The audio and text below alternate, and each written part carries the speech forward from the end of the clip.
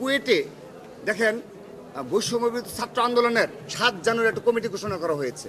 সেই কমিটির মাধ্যমে তারা যদি ছাত্র রাজনীতি পরিচালনা করতে পারে এবং শিবিরের কমিটি রয়েছে, আমরা যত অবগত রয়েছি, এই শিবির এবং বৈষম্যবিরোধী ছাত্র আন্দোলনের ব্যানারে যদি ছাত্র রাজনীতি কুয়েটে প্রচলিত থাকতে পারে, তো আমার ছাত্র দলের সমর্থকরা যদি একটি সদস্য ফরম নিয়ে থাকে, এটিকে তারা খুব গুরুতর অপরাধ করেছে।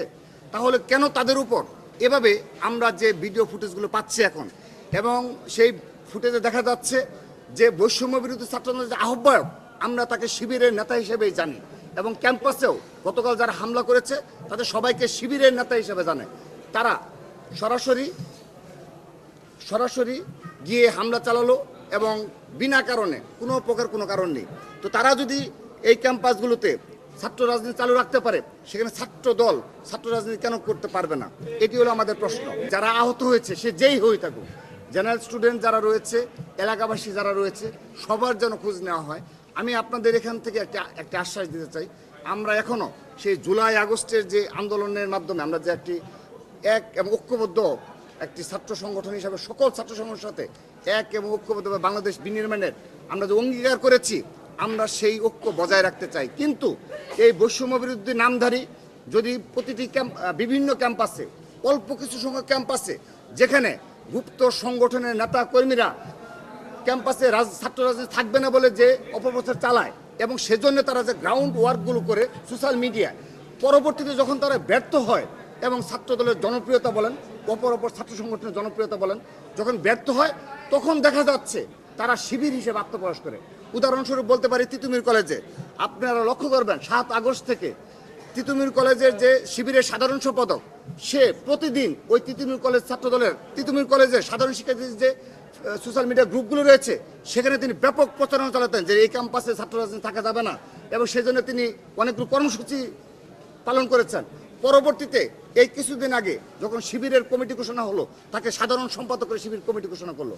অর্থাৎ শুধু তাই নয়, এই ঢাকা বিশ্ববিদ্যালয়ে এই রাজু ভাস্কর্যে আগস্টের পরে বেশ কয়েকটি কর্মসূচি পালন করার চেষ্টা করা হয়েছে, যদিও জেনারেল স্টুডেন্টরা এতে কোনো সাড়া দেয়নি যে ক্যাম্পাসে কোনো ছাত্র রাজনীতি থাকবে না।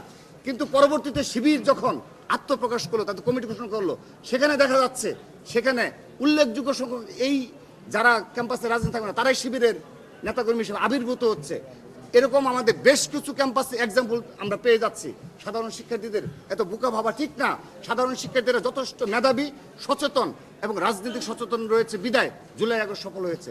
তাহলে এভাবে যারা গুপ্ত এবং গোপনীয়ভাবে এভাবে অপর ছাত্র সংগঠনকে যেন ক্যাম্পাসে রাজনীতি করতে না পারে, সেই প্রচেষ্টার অংশ হিসাবে আমরা শিবিরকেই দায়ী করছি। আমাদের ছাত্রদল এই বারবার একটি কথা বলে আসতে বাধ্য হচ্ছি এবং বারবার বলেই যাব, আমরা প্রকাশ্য ছাত্র সংগঠন হওয়ার কারণে আমাদের টেকটাপ থেকে তেতুলিয়া আমাদের সংগঠনের ওয়ার্ড পর্যায় পর্যন্ত কমিটি রয়েছে। এখন সেই ওয়ার্ডের একজন কর্মীর দায়ও কিন্তু আমরা নিচ্ছি, আমরা অস্বীকার করছি না যে না, সে একটি কর্মকাণ্ড করেছে, এটা ওয়ার্ড পর্যায়ে নেতা কিংবা আরও তৃণমূলের একটি নেতা, আমরা এটাকে এত বড় করে দেখি না। বিষয়টা সেরকম নয়।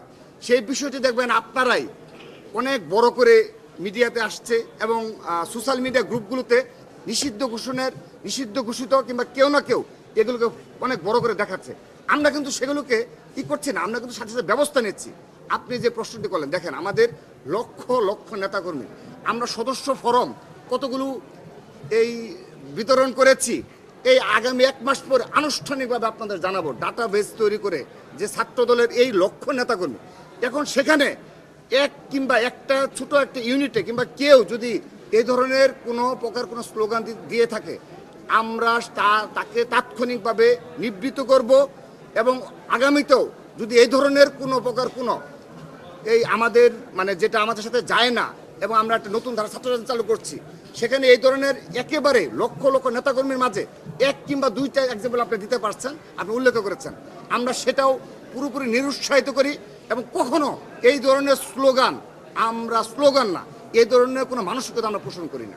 যদি বৈষম্য বিরোধী ছাত্র আন্দোলনের নামে বাংলাদেশের আর কোনো শিক্ষা প্রতিষ্ঠানে এই ধরনের বিনা কারণে আমার ছাত্র দলের সমর্থক ও কর্মীদের উপর হামলার ঘটনা ঘটে, তাহলে আমরা আজকের এই সংবাদ সম্মেলন থেকে আপনাদের মাধ্যমে তাদেরকে অবহিত করতে চাই, এই বৈষম্য বিরোধী ছাত্র আন্দোলনকে অবশ্যই দায় নিতে হবে। এটি যেন তারা সতর্ক থাকে। দ্বিতীয়ত আপনার তারা আজকে একটা কর্মসূচি ঘোষণা করেছিল যে ভিডিও প্রদর্শন করবে। আমরা আজকে সংবাদ সম্মেলনের মাধ্যমে জানতে চাই সেখানে যেন হামলা যেখানে সূচনা সেই ভিডিও যেন প্রথম প্রদর্শন করা হয়।